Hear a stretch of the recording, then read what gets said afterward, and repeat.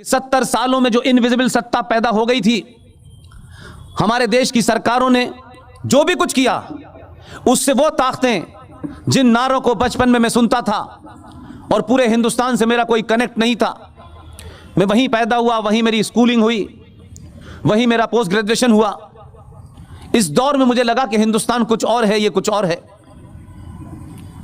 और उस वक्त एक नारा लगता था जो मेरे जहन में आज तक बैठा हुआ है, और मैं इस बात से खुश हूं कि उस नारा सुनने वाला भी मैं ही हूं और उसको समाप्त होते हुए मैं ही देख रहा हूं। उस वक्त कहा जाता था, लड़के लिया है पाकिस्तान, हंस हंस है खिलेंगे हिंदुस्तान। आज मुझे लगता है कि वो नारा देने वाले लोग कितने तेज और शातिर थे। ये जो हंस हंस के लेने वाली बात है, उसी में कश्मीर है, उसी में केरला है, उसी में कैराना है, उसी में करीमगंज है, उसी में कर्नाटका है, और पूरे देश में 500 कश्मीर बन चुके हैं इस सेकुलरिज्म की आड़ में जो इस देश में हुआ। आपकी इग्नोरेंस ने और आपके सिर्फ अपने जाती इंटरेस्ट के कारण ये देश आज, आपको लगता होगा आपकी सेना है, आपकी पुलिस है, आपकी जुडिशरी है और आप मेजॉरिटी में हैं, लेकिन 70 साल में आप में सच बोलने की हिम्मत नहीं थी। आपको इतना सप्रेस कर दिया गया था, आपको अपने होने का बोध ही नहीं था, जिसका जिक्र सिंह साहब ने कहा। आज भी हमारे यहां लोग हैं, 4 महीने का बिल, बिजली का बिल, पानी का बिल अगर 100 रुपए आ गया है तो हम सत्ता दे देते हैं उसको। अपनी बेटी का हाथ देने से पहले 1000 बार पता करते हैं इसका गोत्र क्या है, ये कहां नौकरी करता है, इससे पहले शराब पीता था कि नहीं पीता था, इससे पहले इतना उसकी जांच परख करते हैं कि वो बेचारा, मैं समझता हूं कि बड़ी मुश्किल से मिल पाता है लड़का। फिर आपको एक लड़के की ढूंढने में, एक लड़की को ढूंढने में सालों लग जाते हैं आपको, तब जाके अपनी बेटी का और अपने बेटे का हाथ देते हैं।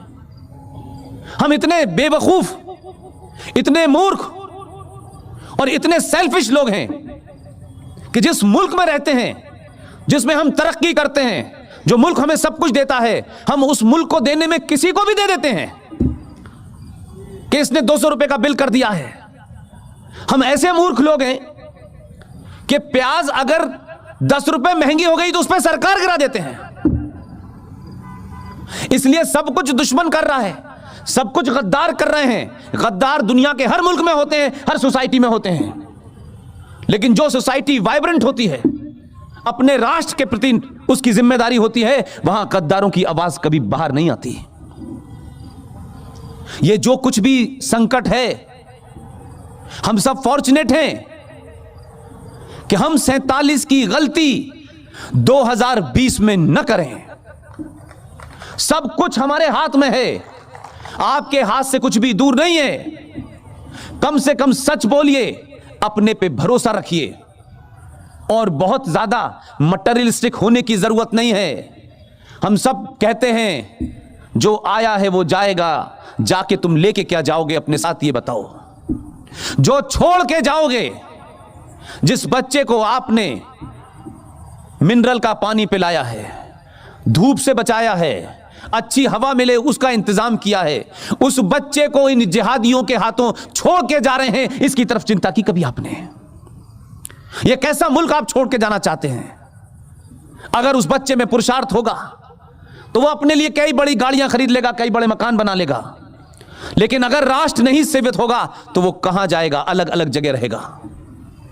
इसलिए जो लोग यहां से चले गए हैं, उन्हें लगता है कि अमेरिका, लंदन, फ्रांस, जर्मनी जाना कोई आपकी विद्वत्ता को, आपकी इंटेलिजेंस को साबित करता हो। तो मैं बार बार उनसे भी कहता हूं,